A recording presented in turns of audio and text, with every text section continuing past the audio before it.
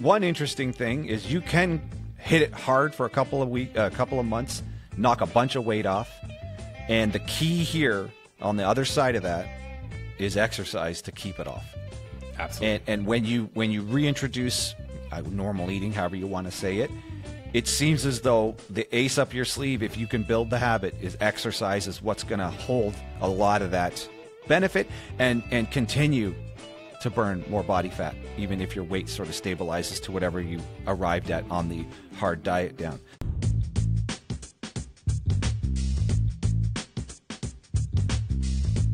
Bringing you a reasoned approach to health and fitness. This is the Phi Life Podcast. Welcome to the Phi Life Podcast. I'm John Barbin. With me is Brad Pilon. We're brought to you by the Total T Clinic today. And today we're gonna review a paper. It's a 2024 publication in the Lancet, so it's one of the biggest journals in the world, right up there with Nature. And it's about a GLP-1 receptor agonist, so in the same category as semaglutide. In this case, it's liraglutide, which I don't think is all that popular because you have to inject it once a day. And we'll get into that. So subcutaneous, just like semaglutide. But semaglutide's the one that's become popular, I think, for no other reason than it's once a week. Once a week. And compliance on once a week is way better than once a day. Yeah. Anyways, so this paper is reviewing the effect of a weight maintenance program. So these people have already lost weight. So now they're going to try to maintain the weight for 1 year, either on this GLP-1 receptor agonist liraglutide with or without exercise versus placebo, so just on nothing, or exercise alone. And so what they found... So four arms. Exercise, no exercise, liraglutide, or liraglutide plus exercise. Right. Yeah. And so in all cases, people get a daily shot. In two of the cases, if there's nothing in it, and in 2 cases, there's liraglutide. Right? Oh, so every single person, every single day for a year is getting a shot. For a year, and gets an injection. Just getting saline. An injection and nothing for a year, right? Oh, that sucks. All right. So anyways, this trial, they did that for a year post weight loss, and we'll explain the weight loss in a second. And then another year after being on the drug, or at least a sham, like just injection for a year, they just said, we'll call you back in a year and see how you did. And the whole So they're now not on drugs, not being supervised in any way, just you finish the trial, in a year we're going to call you. Right. We'll just catch up with you, and we'll just see how you did, which I think is really good because really cool. We want to see, is any of this stuff sustainable after you're not under the influence of researchers in a trial and all that structure. Mm-hmm. And so what happened was the exercise turned out to be the enduring factor. So not liraglutide. Enduring the way you mean as in terms of it is what helped them maintain the weight loss the best. Right. So out of the four arms, 2 groups of people had exercise, one with the liraglutide, one without, and the other groups either liraglutide or just a placebo, so just nothing happened. And exercise was the only thing that seemed to really help maintain the weight loss a year after the trial ended, and they were not being attended to, no researchers, no nothing. They just said, we'll call you in a year and see how you did. And exercise. So that's interesting because they did structured exercise for 1 year, where twice a week they went into a lab and got taught how to exercise. But then for the year that this study is looking at, no one said, hey, remember to exercise. It's just the fact they exercised for a year, for some of these people, that habit must have persisted, I guess is our guess. Yeah. So that was the point of the trial, and the result was exercise was the thing that had the lasting effect. That's where we end. So we're just telling you where it all ends. And it seems this was sent to me by a few people, and the article headline in the news was like, just a year later, exercise seems to help with maintaining the weight loss. So that's the conclusion. Now, me and Brad kind of already assumed this would be the case, that if you intervene with any sort of appetite suppressing intervention, yes, diet alone, diet plus some kind of drug to suppress your appetite, or a supplement, or anything to do with just the diet portion, absence of exercise, we're assuming the minute you take the diet or the drug away, you're just going to go back to what was going on before.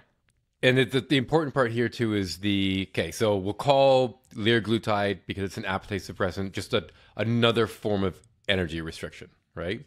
Mm-hmm. And we have seen through decades upon decades of diet research that diet alone is trumped by diet plus exercise, especially if that exercise is resistance training, right? We just know that it's less muscle mass loss, it's better retention of the results, it's better fat loss. There should be no surprise that if you take energy restriction, no matter how you're accomplishing it, and adding in exercise, you're getting better, longer lasting results. Mm-hmm. Mm-hmm. And there's feedback with the exercise that there wouldn't have been in the placebos. And so anyways, we'll walk you through the trial. So now you know how it ends. You know that exercise was the one thing that endured exercise with or without liraglutide, a GLP-1 agonist. Exercise was the only thing that they could show that really helped maintain the weight loss. A year later, without any follow-up, no research is telling them anything to do, just call you in a year and see how you did. Yeah. So, again, so it's 4 arms.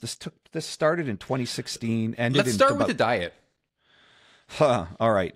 So this is right. Good point. Okay. So these people already lost weight, and the design of the trial was after the weight loss was achieved. This particular paper wants to analyze how do you keep the weight off. Now, this is going to be a little weird because in one of the interventions, you're giving them liraglutide, which is going to cause more weight loss because it's a really strong appetite suppressant. Yeah. They full dosed it, right? They ramped up to what we consider a weight loss dose. Yeah. Yes, they ramped up to the full dose. Sure. They didn't keep them on some like smaller, dose. So they went through 8 weeks of what I would call a severe diet. I mean, I don't even know how else to phrase this. Yeah. So they were on an 800 calorie a day diet. And anyone who's even remotely familiar with what calories are and ever tried counting calories, 800 is not a lot. Like that's really, really low. A large sub with extra meat a day. That's it, right? Yeah. But you know what? And this diet wasn't even that much fun. And these people weren't that small either. Like these were large human beings. Yeah, BMIs between 32 and 43, which is it's quite heavy. That's like in the obese category, and that can get up to be a fair amount of body fat. So, which makes sense. We're trying to help people who really need to lose weight here. So that's what all this research is for in the first place. Now, their 800 calorie a day diet is all food was replaced with 4 meal replacement products per day. So this is the Cambridge diet plan or Cambridge nutrition plan. Cambridge weight loss plan. Weight loss plan. And so it seems to be a combination of your prepackaged meals, shakes, and protein bars type of thing. Mm-hmm. So it's 800 calories of processed health food. Ultra processed health food, as it were. Really? Yeah. Protein bars and shakes. It's kind of like... I mean, now, the point was not for this to be a sustained diet. That has nothing to do... 8 weeks and you're done. All they're doing is just going hardcore 8 weeks. How much weight can you possibly lose? And for you to be even included in this particular trial for like the following 2 years, you had to have lost 5% of your body weight.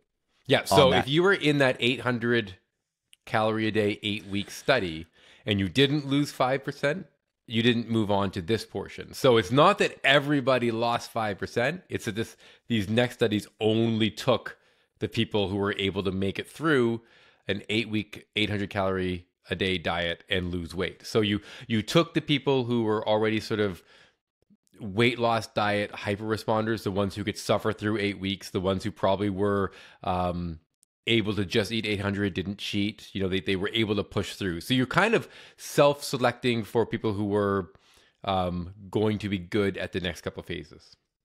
Yeah, and if you ever, which is the design, right? Yeah. So for 8 weeks, and so for 8 weeks, if you even want to know what this might have felt like, go buy a couple protein bars and a couple protein shakes that add up to 800 calories. Eat that for 1 day. Just see how awful that is, and how unsatisfied you'll be by the time you're done 800 calories. You'll be like, you got to be kidding me. That's like a couple of snacks, right? So, anyways, good for these people. They obviously had some. I don't know what you would call motivation, consistency, whatever it is that they managed to just eat this stuff. I'd love to know what percentage of the 8 weekers made it through. Like people who lost 5% of their body weight or more. Like, was that half of these people, 10%? It says 215 initiated the low-calorie diet, and 195 got through it, such that they did lose their 95%. Their 5%. That's pretty good then, eh? It's not bad. It's not bad. I wonder if they were in a lab for those 8 weeks. Like, it was really controlled or something? I don't think so. They don't explain that, but this is part of a much larger collection of trials going on. So these people might... And we didn't get too far into all the previous research, but it seems as though these people probably were monitored in other ways before this too. Copenhagen, Denmark, right? This happened at the University of Copenhagen. Yep. Yeah, maybe the Danes are just better people than us. I don't know, but for 215 to start, 195 to make it, and then out of that, like there was not all 195 ended the whole full trial. People drop out like a lot. It's very normal for people to drop out for many random reasons throughout a trial. So if like 200 people start, you might end up with 120 or so. For one reason or another, finally get all the way to the end. And not everyone opts in for the final stage of this anyways, like the final 1 year follow-up. And we'll get to why that happened too. So anyways, 195 people lost 5% of their body weight, eating hopefully just the 800 calories as they were instructed, and not kind of like cheating at the sides. I mean, I guess some people must have. That would be so hard. Yeah, but you know what? Even no matter what, it just shows you can accomplish something like that. It ends up being about 30 pounds weight loss in 8 weeks for those people. So just remember that starvation diets of that magnitude do cause weight loss, and they didn't crash their metabolism to the point where they can't lose weight because they lost 30 pounds. And so it just sort of reaffirms short-term restrictive diets work, but then the question is what the heck comes next, which is what this paper addresses. Right. Which is important. Not a lot of papers go to this degree with this stuff. Yep. So those people get split off into 4 groups. Now, all 4 groups get an injection. It's just that 2 of them, a daily injection for a year, but 2 of them, there's nothing in it. It's just a sham, saline or whatever it was. It's just, there's no active drug in it. Yeah. So the sort of most unfortunate group, especially if you're in a weight loss trial and you know you're in a weight loss trial, the unfortunate group is the placebo, where you just get an injection with nothing in it for a year. So a daily injection. And you're not allowed to exercise. Well, not that you're not allowed, but you're not in the placebo here, which is, you need this kind of group if you really want to do a comparison. They don't get the follow-up exercise intervention. They don't get any of that recommendation. They don't have the supervised exercises, nor do they have the two supervised exercises a week, and then the 2 like guided, do it on your own, but this is what you should do. They don't get any of that. They just get an injection. Yeah. So halfway through, they must realize, oh man, I'm on the placebo. Like nothing's going on 100%. Here except for just a daily injection. Then the other sham injection is they get the exercise. So another group of people are going to do two supervised exercise a week plus 2 more sessions of their explained what to do. So that's a lot of oversight. There's just some motivation there, right? Now they're definitely working out twice per week. That's what I like to say. Right. Yeah, we know for sure the 2, and we don't know how compliant they are on their own. But again, these are pretty realistic scenarios. Like if you just say, well, all 4 times you have to come in, that's a lot less chance of it translating afterwards. I like to think of it as the results we're going to talk about came from 2 good workouts a week and 2 mediocre workouts a week. But for an average person, you're like, I could do that. 2 heavy workouts and then 2 kind of like go for walks and maybe some push-ups at home. Sure. Yeah, most people who work out, let's say 4 times a week, not all 4 of them are like the best workouts ever. Yeah, it's realistic that you have 2 good ones and 2 like me. Sometimes you'll have a great week. Sometimes all 4 are just mediocre, but at least you get there, right? Yeah. So that's the exercise group. Then the next group is liraglutide. So this GLP-1 receptor agonist once a week, but with no exercise. Again, no supervised exercise, no instructions on to do anything at home, just the drug, right, by itself. Yeah. And again, we said they titrate up to the highest dose. So just like all of these type of, semaglutide, tirzepatide, liraglutide, and whatever other ones there are now, you start at a lower dose, and I think it takes like 4 different doses to get to the maximum dose. So they taper them up to whatever the max research dose was for weight loss. Yeah. Now, the interesting thing is they're doing this for weight maintenance, not more loss. Which was odd, but yeah. Yeah, I thought it was weird, and we'll get into what happens for those 52 weeks while some people are on the drug. So that's, some people are on the drug with no exercise. And then the last group, they're on the drug plus they get the supervised exercise and the instructions on what to do at home. Yeah. And, they learn the exercise. Part of it's vigorous cycling. The exercise is generally vigorous cycling and a sort of a circuit training routine that they're coached on. So imagining machines, right? Your standard. Yeah. Again, this particular version of the paper doesn't get super into that, but they just explain it's cycling followed by circuit training, which for most people who have no exercise habit, that's a very easy way. That's a very easy way to get people used to, or get people into an exercise program without having to do a lot of like training and a lot of teaching them technique. Like if you just say do those 6 machines and you just sort of just fit into the machine and go, it's pretty standardized. You can get going pretty quickly, right? Yeah. So that's not actually a bad way to set up the exercise portion of this. Yeah. And then they monitor that for a year. So we go 52 weeks monitoring the people with and without the drug and with and without exercise. And after 1 year, we get some pretty interesting results since it's a weight maintenance phase, we get a lot more weight loss. A lot more. Yeah, specifically with the liraglutide group, which you would kind of expect. Because they're on a weight loss drug during their, Well, they're on a drug that's a super potent appetite suppressant. Yeah. So remember, these people for 8 weeks crash dieted, let's just call it that, like on 800 calories of just bars and supplements, like protein powder, whatever you call it, drinks and bars. So they crash diet and they lose, what was it, about 30 pounds on average, which something to that effect was the actual average weight loss. Mm-hmm. Obviously, some people more, some people less, but that's what's the average. Then when they start the maintenance phase,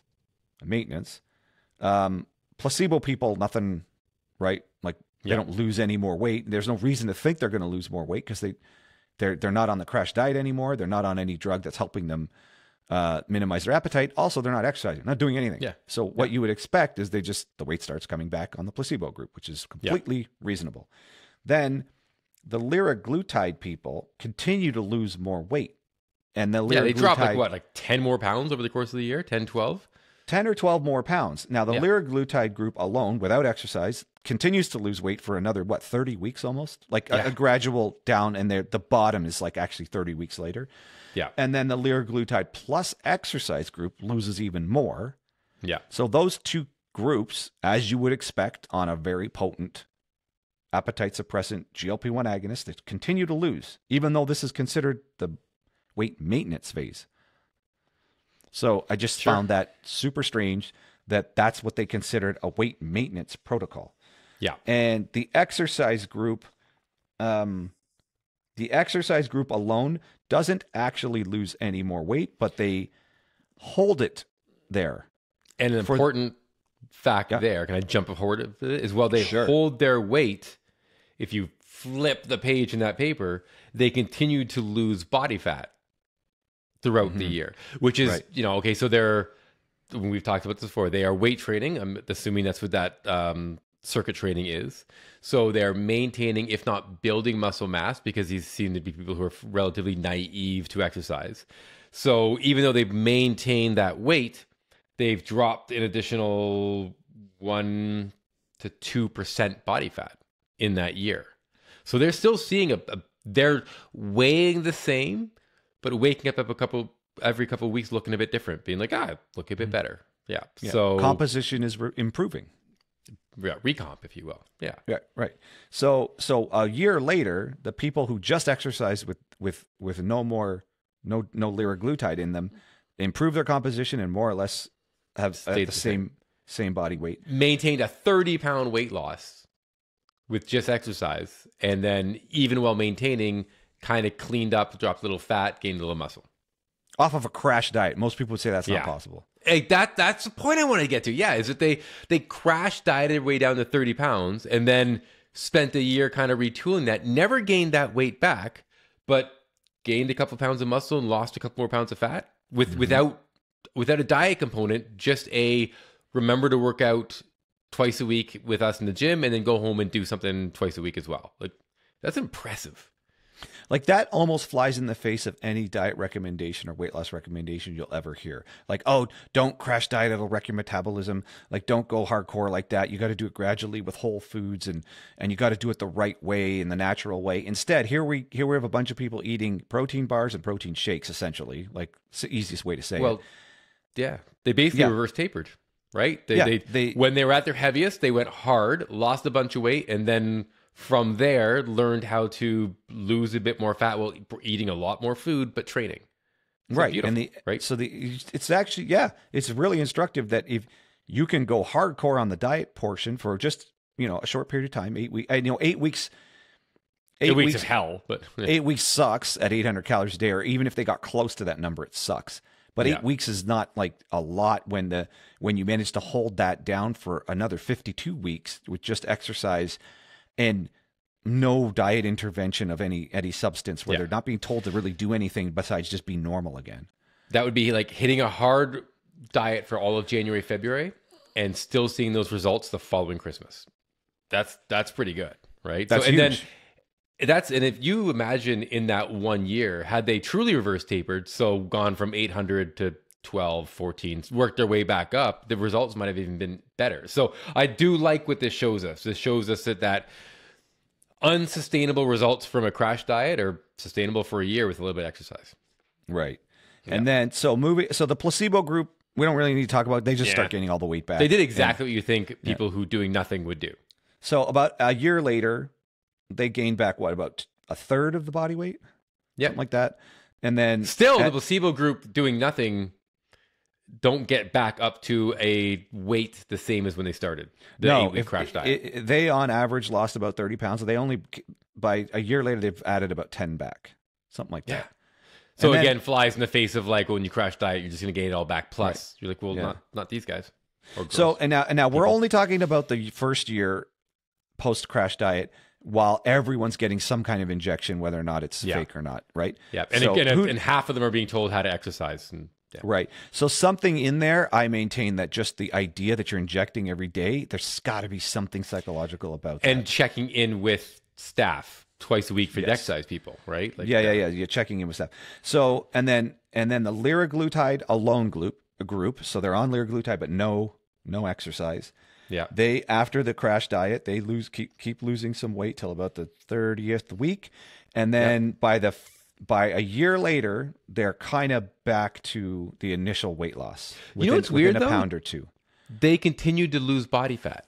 So it's almost like around that week 32, something happened because their body fat they have them as a straight line down to 52. So they still saw a continuous improvement to some degree for the full year as well.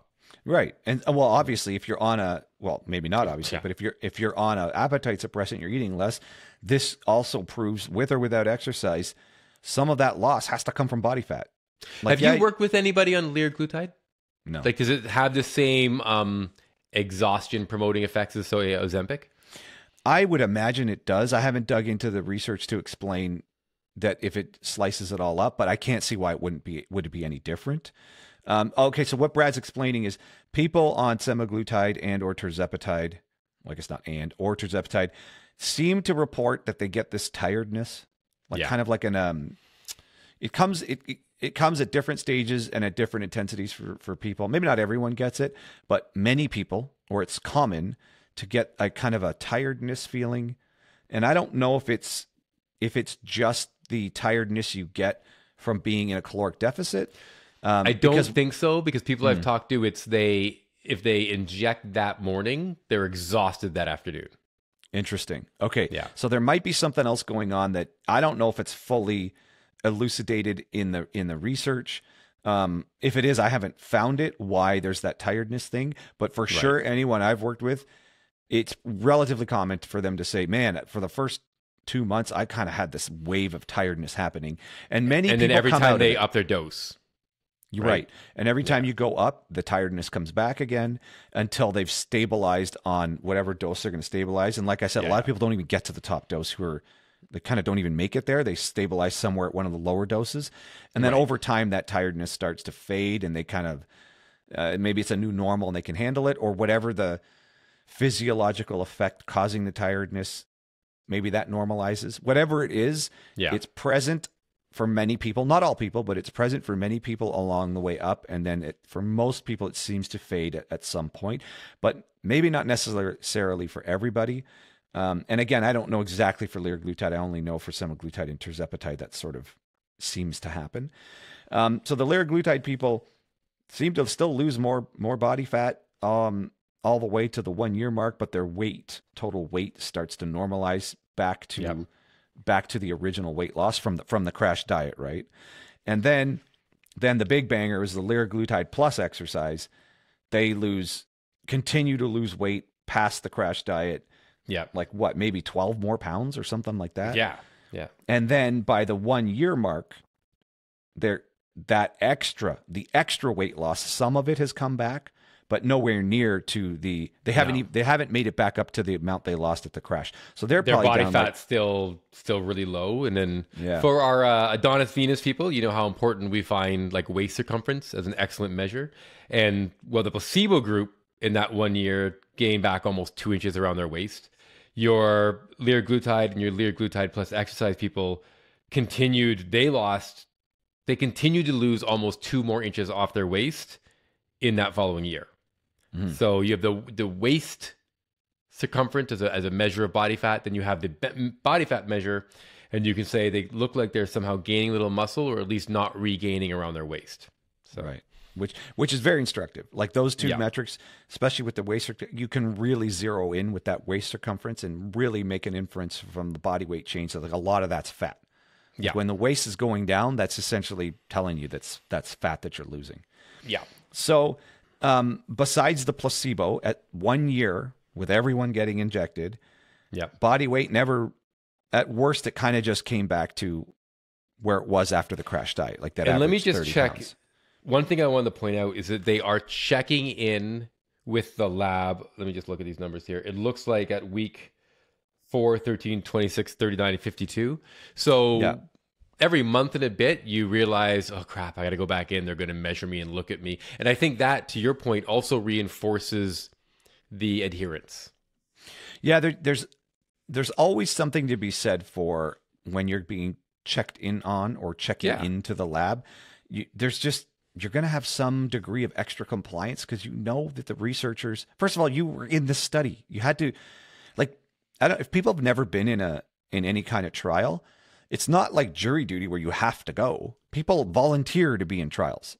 So right out of the gate, you got a group of people who've chosen to be a part of this. So there's a compliance degree. There's a degree of compliance present in people who choose to even be in a research trial. That's just, there's a motivation to begin with. Yeah, you chose to be in it, right? Like you're opting in. You're not being forced to do this.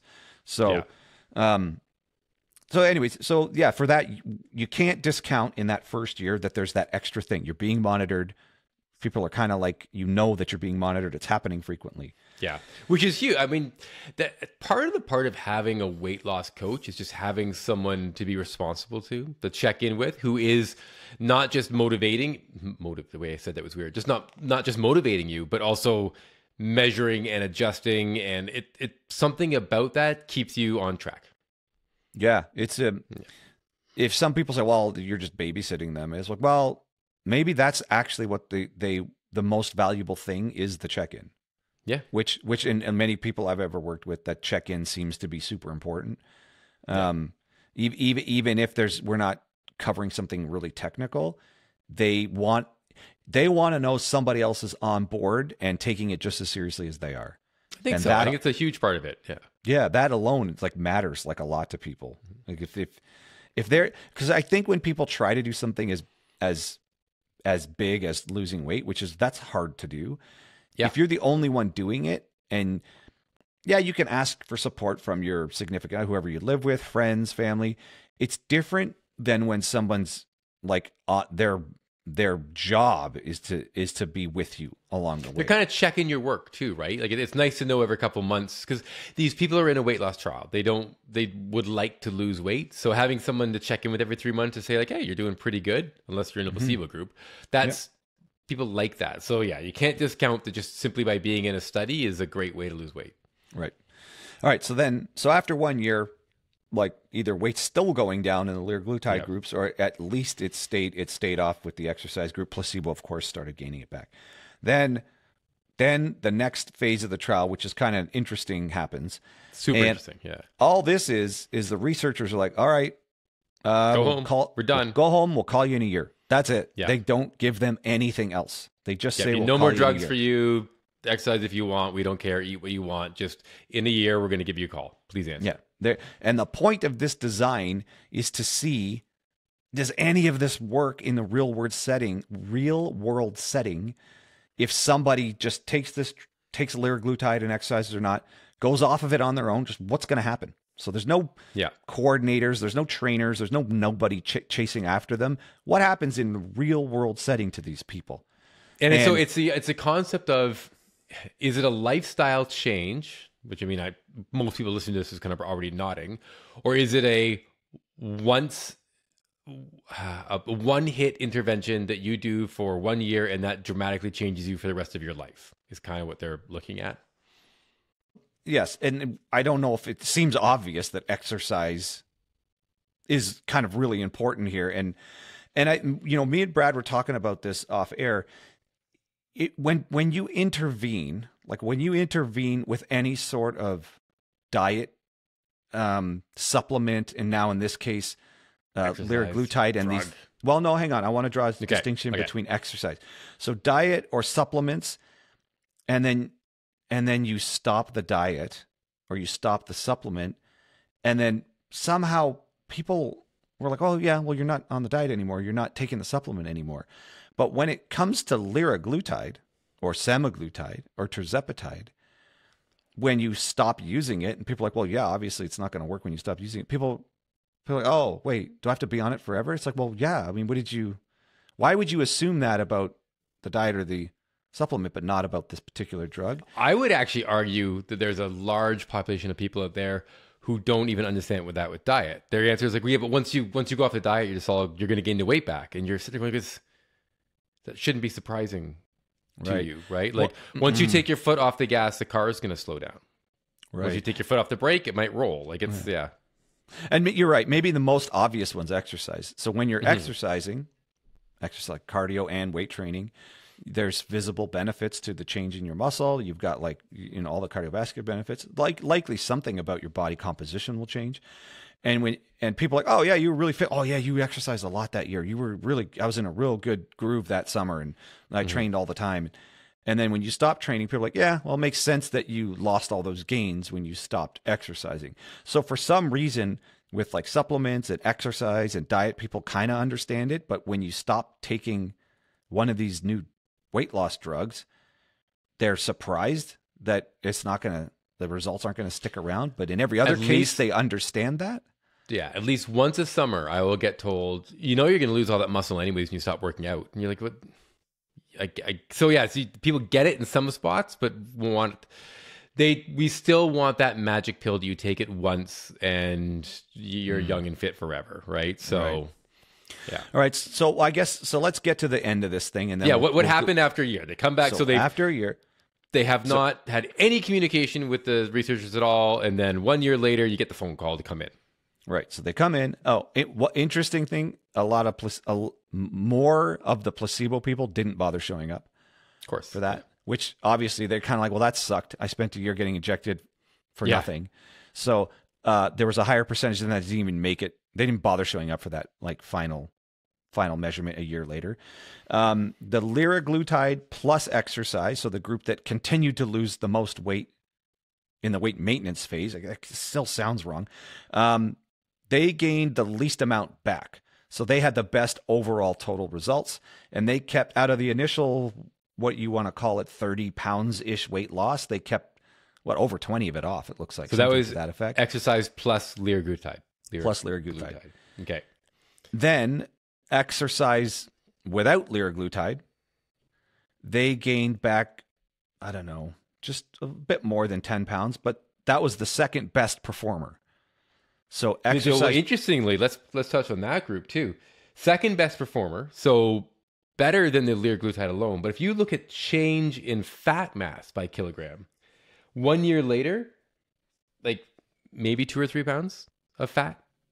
Yeah. That's so you had people on exercise plus liraglutide, they get off of it and they get back right about for fat mass, right back down to 0, right? So where they were after the 8-week extreme Crash diet. Yeah. The people who just exercised for a year and then we don't know what they did for the year after that, only gained back 2 or 3 pounds of fat. Like they're the big winners in my eyes in this one. Right. And then moving on to liraglutide alone, they went all the way back to where the placebo people went back to, gaining back the most amount of weight. And since they continued to lose in the quote weight maintenance phase, they actually gained back more weight than the placebo people. Yeah, it's just weird. I don't know what I would. I don't know what I would make about that. If I was actually the person running the study, I would look for just that. Well, we've got some follow-up information here. Yeah. So in that case, when you look at, it's odd, but in that case, when you look at the 1-year follow-up, where they're kind of released into the wild, go do what you want to do, you'd almost argue placebo was better than using liraglutide for the year. For the end result, for the total end result. Now, I would say that the placebo, something about already spending 1 year doing jack all to improve your body, another year of that. It's liraglutide. I don't know. Yeah, the point is we don't actually know what happened in that year. They're not recording them. They're not seeing them. They're not talking to them. Not anything. So on one hand, you could say that's useless. We don't know. We don't know what any of these numbers mean because we don't know what happened. But on the other hand, I think that's a good study design because that's how people are going to go live. You're going to leave them alone. Yeah. What do they do on their own? So if you took liraglutide, you don't end up any better a year later, at least in this study, than the placebo group where people didn't take anything at all. And they gain back about the same amount of weight, or they arrive at the same general body weight as compared to the beginning of the crash diet. Yeah. Right. We're always talking about the beginning of the crash diet and then how much did they put back on? Do you wonder if there's an issue with cold turkeying the liraglutide? Like they just kind of went 1 year, then stopped. Well, that's what they say at the end of the 1 year mark when the liraglutide is stopped because it's potent, right? These things are strong. They minimize, what was I saying? They minimize the battle going on in your head over food. Yeah. Right. So when you're on the maximum dose of liraglutide at the 1 year mark, and then you just stop it, whether or not you taper, I think they just stopped it. That it was quieting the food noise storm going on in your head. Now that storm is back, and for the at full strength, just right down full strength. So for the liraglutide alone group versus the placebo group, the placebo people never had that like it was gone, then it came back. So it's just sort of, right? They did the crash diet and then they were just doing their thing. Whereas the liraglutide group spent a year having that noise quieted. And as soon as that noise came back, they just arrived back at the same place the placebo were. So they have this more almost jarring rebound because they had that nice year of like having less noise. They didn't have to exert so much control over themselves. Yeah. Right? Because the liraglutide was doing that work for them. Then combine it with exercise, the liraglutide plus the exercise, they have the best result because when they took the drug away from them, it seems as though they had established a pretty solid exercise habit that then they must have maintained. Again, they didn't follow up with that, didn't really talk to them about it, but they must have maintained it. Did they ask them? Be like, hey, what did you do over the last year? They don't. Again, it's not super clear in the paper, but it stands to reason that's the case because both the exercise alone or the exercise plus liraglutide group both had better outcomes. So it stands to reason that the exercise habit held to some degree. Now, it's important for everybody listening and watching. So a trial will get done and then papers will start to get published. It's multiple papers. So the reason this one may not have that info in it is because they're literally saving it for another paper. So you may have a dozen research papers from this one study. And so it ends up looking like there's dozens of different studies on the same topic, but it's actually just from this one trial. So I wouldn't doubt that you and I in a month or two could probably look down at these authors and find you're probably going to have health markers, you're probably going to have blood markers, and you might have a bit more detail in the what is the activity level in people after a 1 year supervised weight training program followed by 1 year of living on their own. Like it's just not in this trial, but I bet you it'll come out. Yeah, which is reasonable. It's not unreasonable. This is how some of this goes. Publish your parish, boys. Yeah. And so after that 1 year, they kind of asked people, again, a lot of this exercise stuff is self-reported as far as how it went during that 1 year. The placebo group, so the people who never had anything, never were told to exercise, never were on any real drug, they reported roughly 150 minutes a week of activity. The exercise, and that's being asked a year later. Hey, for that year, how'd you do? Yeah, how'd you do per week? Like it's just right. Yeah. And then the two exercise groups, with or without the drug, were somewhere in the 240 to 230 minute per week range. Which I guess is interesting, right? You're being asked to remember back, and somehow you're thinking, without knowing the other answer, you're guessing a little bit higher, which means for some of them, they were more active than they otherwise would have been. Yeah, and you would, as long as they're being truthful, that data suggests they stuck with that habit, some amount of that habit. Maybe not exactly, like they probably didn't do exactly what they were trained on, but it's reasonable to assume they're like, well, it worked pretty good. I'll just keep doing that. Like, why would they want to, reinvent the wheel if it was working? Again, both of those groups did really well during the intervention when the researchers were showing them how to exercise. They had to check in. It's reasonable. Some of those people are like, perfect, I'm just going to keep doing that. Like, why not do that? Because they were getting good results. Those two groups really had something going on. Like we said, the exercise group continued to lose body fat. Their waist circumference continued to improve. So that's motivating, right? Any change is always motivating, right? Especially positive change, yeah. Right. And then the liraglutide plus exercise group, they had an even more dramatic weight loss, even more, right? So it's reasonable they wanted to keep it going, and they had this opportunity to keep it going. Because like, oh, I know what I'm doing now. I'm just going to keep doing that. Hang on. Yeah, you don't come out of a trial losing 30 pounds, losing an additional 12 pounds, during that loss exercising, seeing not only you losing weight, but proportionally more body fat, seeing your waist go down a little bit, then be told, all right, go on, live your life for a year and be like, yeah, I'm just going right back. Like, I think there's a part of a large percentage of those people is motivated to continue this. I'm going to keep going, right? Right. Right. And so, none of that's present for the placebo because they never had any, they were never guided on anything. They never had that attention. So it's reasonable. Nothing much happened there. No results, no change in their body. So no results, no change. Yeah. It's unfortunate for the people who ended up in that group because I guarantee when they entered this study, they wanted to be on the liraglutide plus exercise. They wanted the max, right? And instead they got nothing, except for an injection, 365 needles. And then, wow. And then but the more interesting thing was the liraglutide alone group reported 30 minutes a week of activity. Like that's essentially nothing. That's weird because it would be the same, probably grad students asking the same questions. So to get such a drastic change, they would probably have cued them, be like, are you sure? Like I mean, way less than the placebo. They didn't do anything. So me and Brad are speculating at that tiredness thing that Brad was asking earlier. Could it be that they have a hangover? I mean, again, the drug will be out of their system for the year. So did it somehow have a lasting effect of them not feeling motivated to exercise? Or is a year of non-movement because of being exhausted enough to create new habits of non-movement? Right? Like so the year of being on liraglutide with no instructions to exercise to offset potentially a sense of tiredness just sort of trained. I mean, you could view it one way. It trained them to be sedentary. Which if you think about the amount of people on GLP-1s right now who probably aren't exercising, that's pretty scary. That your new base level of sedentariness is lower.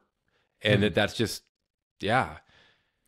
So again, we're just speculating. We don't know. Yeah. I don't think they really speculated on that themselves, but it's quite telling that the liraglutide group reported way less activity, just a general activity, than the placebo group alone. And so there could be, and if we want to connect the dots very loosely, we do know that GLP-1 receptor agonists can cause a lethargy or a tiredness in some amount of people using it. While transient, that practice comes in, right? That habit. Yeah. It seems to be transient for most people, but it can really knock the wind out of some people's sails for some amount of time in there. And maybe for some people, it just kind of kills their chance at building some kind of activity habit after 1 year. Yeah. And then the year later, seems like it's kind of is. I would assume they were struggling to rebuild any activity habit. You know what? I get that though. Like, think about times where you've been sick for a couple weeks, and then you have to get back into real life. Like everything's exhausting, even though you're not sick anymore. Like it's going to work is exhausting. Like it's I'll say one thing. Given that so again, we got to keep remembering these people crash dieted for 8 weeks, right? To begin the whole thing, super low calorie for 8 weeks. Me and Brad have both dieted really hard for pictures or whatever. And we've trained lots of people, like hundreds and hundreds of people have followed our stuff, Venus, Adonis, and various other programs, Eat, Stop, Eat, and have hit it real hard. And everybody reports how exhausting that is to be low calorie for any length of time. And it is. Now we're not fun. It's not fun. It sucks. Yeah. And it's, so we all know, like it's anyone listening who's lost some weight, they're like, yep, I know what that feels like. Yep. Low calorie for more than 5 or 6 days. It's just, you're just losing it. You're kind of, the energy's not there anymore. Yeah. So I can understand that can persist. I could see how that could persist over time. And if you're on a really potent appetite suppressant, it might not necessarily be the liraglutide doing it as much as it is they're just low calorie. Like they're consistently low calorie for the other 52 weeks after the crash diet, right? So we're almost suggesting a activity set point change. Well, it's reasonable that they continued to eat under weight maintenance to some degree because they lost even more weight, right? So they're still kind of going low calorie, but they're not offsetting it with all the benefits of exercise, which the liraglutide plus exercise group seemed to be highly protected from any of that on the back end of this. So I guess the narrative is, if you're eating low calorie for any length of time, exercise is going to do so much work for mitigating any possible negative effects on the other side of it. Yeah. Including I like this it as exhaustion thing. Yeah. The idea of that reverse taper where you're like, look, well, when your motivation is highest, when you're finding like, I'm going to do something about this, hit it hard for maybe not 8 weeks, but like 6. And then you're going to gradually start increasing both calories and exercise as you go, to the point where by the end of that year, your calories are pretty close to what they were before, but your exercise habits become so high that that's now what's driving the body recomp. Then you have energy to do stuff, including exercise. You've built great habits, but you kickstarted it with that 6 weeks of just, this is hard, right? So I think it's, in a weird way, these series of trials is pretty good evidence for that approach. And these aren't the first ones to start a trial with, okay, we're going to starve these people for 6, 8, 12 weeks, and then start our research from there. And that's actually a fairly common finding in weight loss studies. And then knowing that you can maintain that weight loss with relatively meh exercise makes me think that exercise was better and more structured, and the calorie intake during that maintenance year was low and then slowly, gradually building its way up. You would have had some people with some drastic differences and even better improvements in lifestyle. Mm-hmm. All right, so let's get to the takeaways here. I think to me, they're pretty clear. So maybe I'll go first? Yeah, you go first. It seems one interesting thing is you can hit it hard for a couple of months, knock a bunch of weight off. And the key here on the other side of that is exercise to keep it off. Absolutely. And when you reintroduce normal eating, however you want to say it, it seems as though the ace up your sleeve, if you can build the habit, is exercise is what's going to hold a lot of that benefit and continue to burn more body fat, even if your weight sort of stabilizes to whatever you arrived at on the hard diet down. On top of that, I think it's so clear to me here that exercise is the key to the maintenance here, and the long-term benefit. Then if you're going to go on a semaglutide or a tirzepatide or any of these GLP-1 agonists, it seems critical that you better get an exercise habit going while you're using it. Yeah. And in this case, given this data, again, the weight loss, the hard weight loss happened without the drug. Then when they used the GLP-1 receptor agonist, they lost even more weight. But the true long-term benefit was exercise.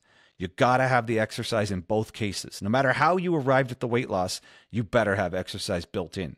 And I would maintain, if you're going to be on one of these type of drugs, use that time that you're on it take advantage of that quietness of the food storm, whatever you want to call that, like poking to want to eat is sort of quieted. Yeah. Take the time to build an exercise habit and take the time to build an eating, maybe a sustainable eating habit. Try to get rid of maybe like moreish foods, like if chips or pasta or something you eat, I'm going to have the whole bowl if I have one bite. Try to get that habit out of you, especially when it's just easy, when you're not really battling food. Try to establish what might be a sustainable habit once you do take the drug away. I mean, it's a golden opportunity to do it. You're going to be ahead of the game because the drug will reduce that effort level so low that you're really missing out if you don't take that time to build a habit. And I mean both, a diet habit and an exercise habit. Yeah. And it might be one of the only times in your life where you're in that much control. Where I'm just going to eat this way and that's just what I'm going to do. And you can reset your palate. You can reset what sweet seems to you. You can reset what are satisfying foods to foods that might be more sustainable to keep the weight off. And you have to create an exercise habit is what this research is telling me to keep this thing going long term. Yeah. I like, from a non-drug use point of view, I like the idea of, so similar to Eat Stop Eat, we talked about how one of the benefits of a 24-hour fast is that it's got a defined endpoint and then you did it, right? Mm-hmm. But the problem with most diets is that slow progressive march towards messing up.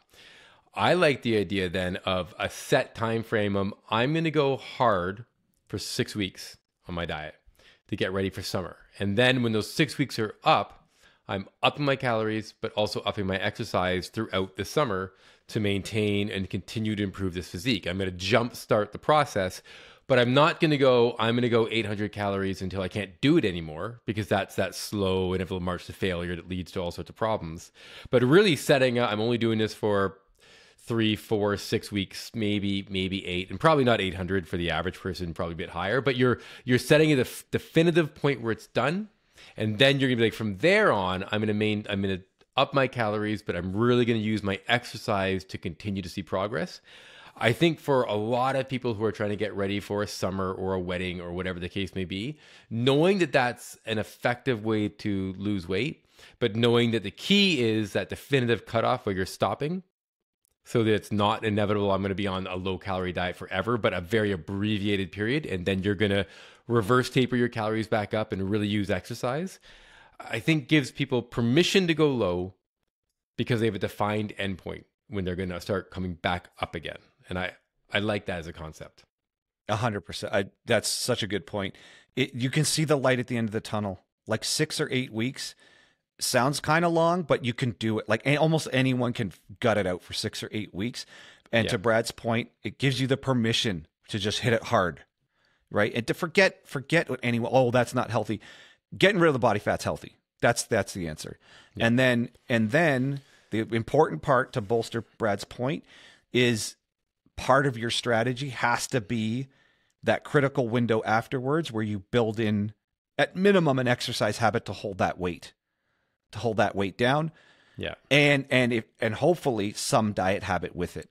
But at minimum, and this is with or without liraglutide, however you choose to do it, with or without a GLP agonist or any kind of pharmacological intervention. Because remember, these people hit the hard weight loss without it, right? That 8 weeks was just, so no matter how you want to arrive at it, a nice short burst to get the fat off.